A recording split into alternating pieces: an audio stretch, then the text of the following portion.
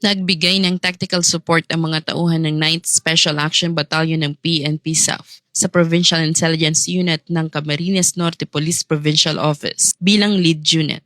Katuwang ang iba pang law enforcement units at ang Philippine Army na nagresulta sa pagkakaaresto kay alias Isme, isang BSR-listed CTG member na kabilang sa lista ng 4th quarter calendar year 2025 sa Barangay Tuwaka, Basod, Camarines Norte.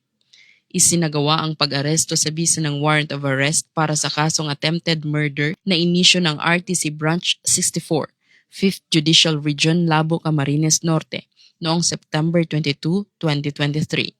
Ang suspect ay nasa kustodiya na sa ngayon ng Labo Municipal Police Station para sa dokumentasyon at tamang disposisyon.